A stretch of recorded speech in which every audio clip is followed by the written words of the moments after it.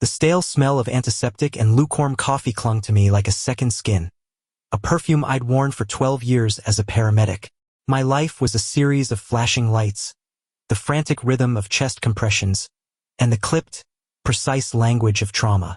It was a good life, a meaningful one, but it was lived in the stark, unforgiving fluorescence of emergency rooms and the cramped confines of an ambulance.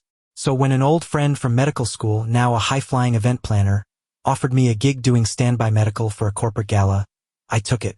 The pay was absurd, and the thought of spending one night surrounded by champagne instead of saline drips felt like a vacation.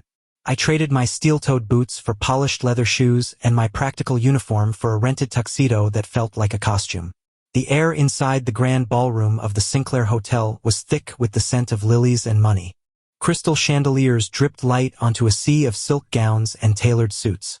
I felt like an imposter, a crow in a flock of peacocks. My purpose there a grim little secret nobody wanted to acknowledge. I was the emergency brake in a very expensive car, a presence that was both necessary and a reminder of fragility, of the messy, unpredictable reality that all their wealth couldn't pave over. My station was a discreet alcove near the service entrance, equipped with a trauma bag, a defibrillator, and an oxygen tank that looked ridiculously out of place against the brocade wallpaper. For the first 2 hours, my only job was to look sober and available. I watched people laugh, network, and dance, a silent observer on the periphery of their joy. And then I saw her, Cassandra, my ex. She was holding a flute of champagne, looking radiant in a sapphire dress that probably cost more than my last 3 paychecks combined. 3 years had passed since our spectacular implosion, a breakup so toxic it had salted the earth of my entire social circle. Seeing her was like finding a shard of glass in a beautifully prepared meal.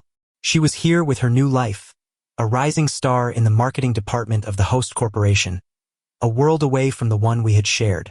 I tried to shrink into the shadows of my alcove, but her eyes, sharp and predatory as ever, found me. A slow, cruel smile spread across her face as she glided over. Her new boyfriend, a man with a jawline you could cut diamonds on, trailing in her wake.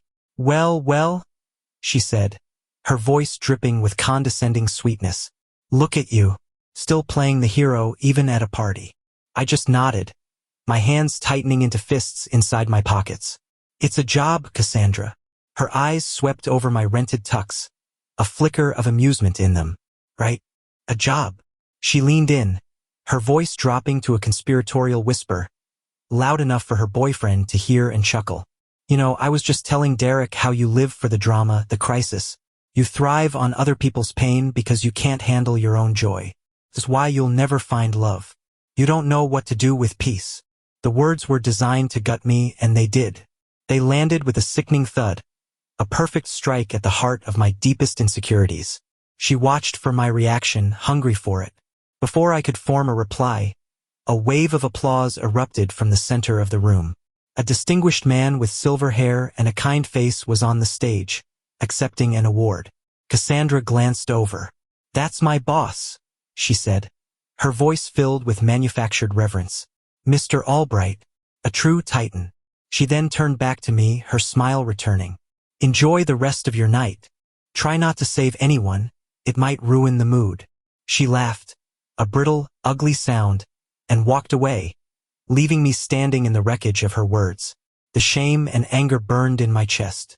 For a moment, her voice became the only sound in the room, a venomous echo confirming that I was, and always would be, on the outside looking in. It was in that exact moment, as her laughter faded into the general din, that the world shifted. A commotion rippled through the crowd, a sudden parting of the sea of guests near the stage. A woman screamed, and then I saw it. The Titan, Mr. Albright, was on the floor. My training kicked in, a cool wave that doused the hot fire of Cassandra's insult. The tuxedo, the chandeliers, her cruel words. It all vanished. There was only the man on the floor.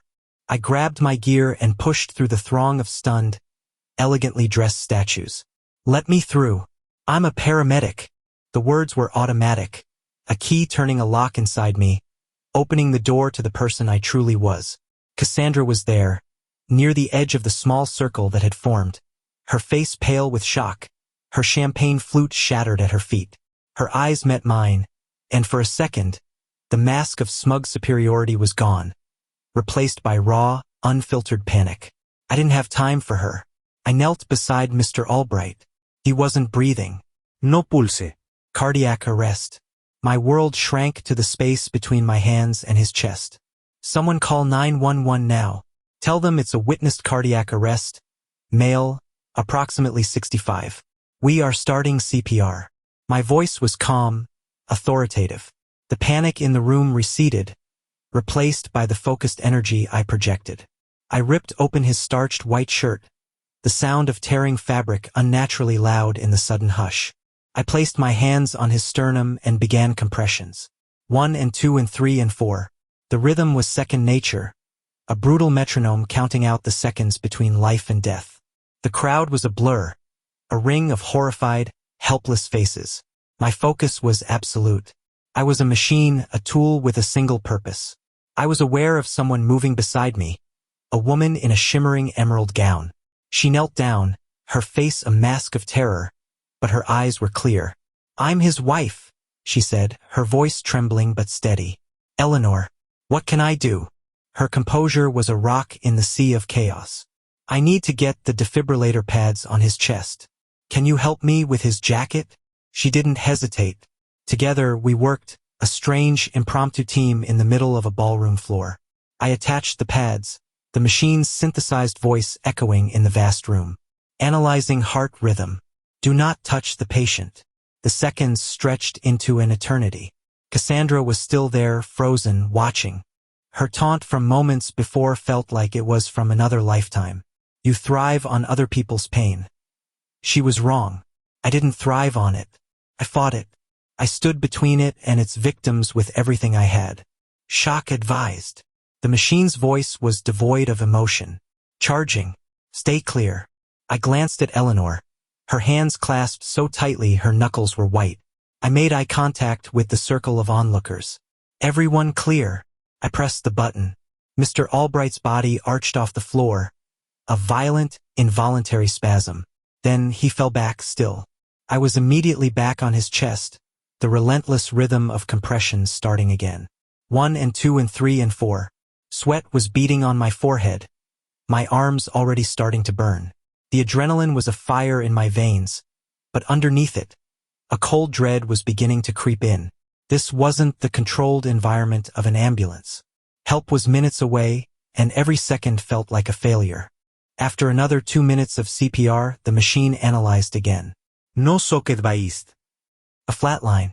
The worst possible outcome. My heart sank. This was it. I was losing him. The murmurs from the crowd grew. A symphony of despair.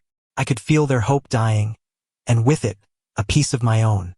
I continued compressions, a desperate, almost futile act. My mind was racing, cycling through protocols, through every long shot I'd ever learned. And then, I felt a hand on my shoulder. It was Eleanor. I expected her to be weeping, to be telling me to stop, but her touch was firm. I looked up at her face. The terror was still there, but underneath it was an incredible, powerful resolve. She wasn't looking at the medical procedure anymore. She was looking at me. Please, she whispered, her voice cracking but clear. Don't stop. His name is Arthur. He promised me we would see the autumn leaves in Vermont this year. He's never broken a promise. Her words cut through my clinical detachment. He wasn't the patient anymore. He wasn't Mr. Albright, the Titan. He was Arthur, a man who made promises to his wife about seeing the leaves change color. In that instant, she didn't just give me his name. She gave me his humanity. She gave me a reason to fight that was more powerful than any protocol. She gave me a glimpse of the love Cassandra said I'd never find, and it was fierce, and it was quiet, and it was kneeling right beside me in an emerald dress. A new strength surged through me. This was no longer just a professional duty. It was a personal plea. I was fighting for Arthur and Eleanor and their trip to Vermont. I'm not stopping, I said to her, and the words were a vow. I changed my rhythm slightly, putting more of my body weight into each compression, pushing past the point of exhaustion.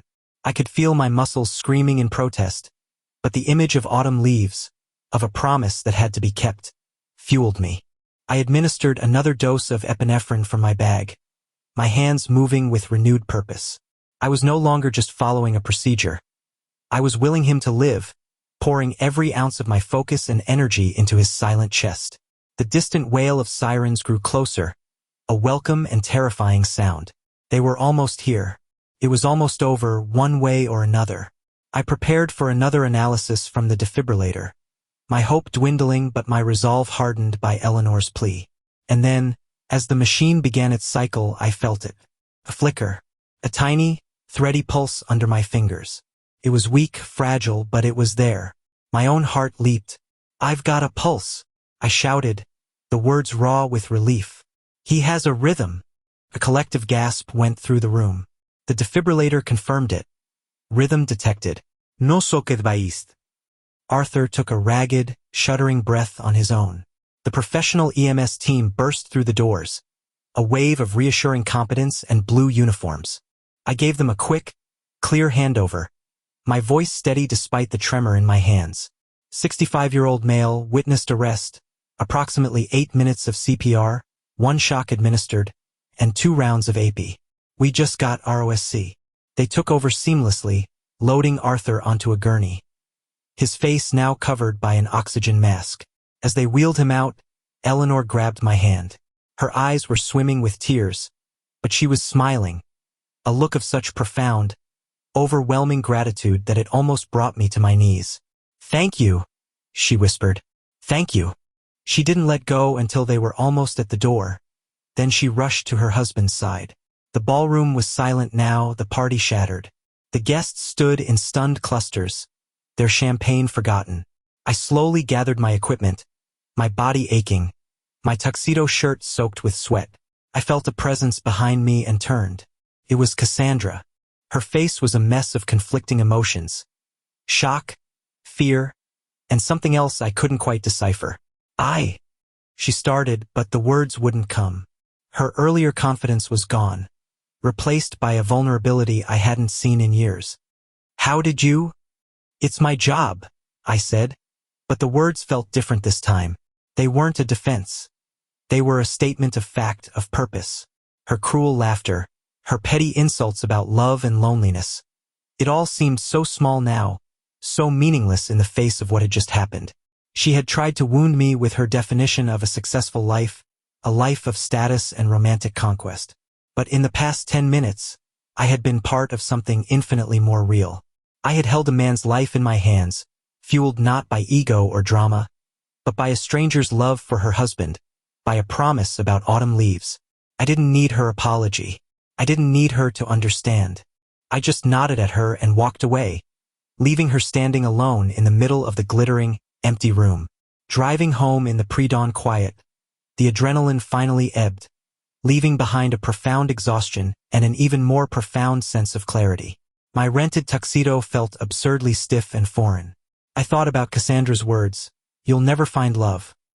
She meant the kind of love that gets paraded at galas, the kind that looks good in photographs. She saw love as an achievement, a prize to be won. But what I had felt from Eleanor was something else entirely. It wasn't a prize. It was a force. It was a quiet power that could reach into the heart of a crisis and give a stranger the strength to keep fighting. That was love. Not the performance, but the promise. A week later, a handwritten card arrived at my station. The envelope was thick and creamy, and the handwriting was an elegant, steady script. "Dear sir," it began. **, I never got your name in the chaos of that night. My husband, Arthur, is alive and recovering because of you. The doctors said that your immediate and sustained action saved not just his life, but his mind. He will make a full recovery. We are planning a trip to Vermont this fall to see the leaves. I will think of you when we do. We are forever in your debt. With deepest gratitude, Eleanor Albright. **, I folded the note and tucked it into my locker. It was more valuable than any award or commendation. It was a tangible piece of a promise I had helped keep. I looked around the station, at the familiar, worn-out equipment and the ever-present smell of antiseptic. It wasn't glamorous. It was a world of pain and fear, but it was also a world of connection, of profound, unscripted moments of humanity. Cassandra was wrong. My life wasn't about thriving on pain. It was about honoring the love that pushes back against it.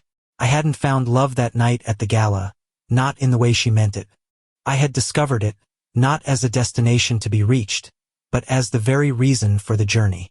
That night, I didn't find a person to love, but I found the purpose of love itself, burning brightly in the darkest of moments, a quiet promise of autumn leaves.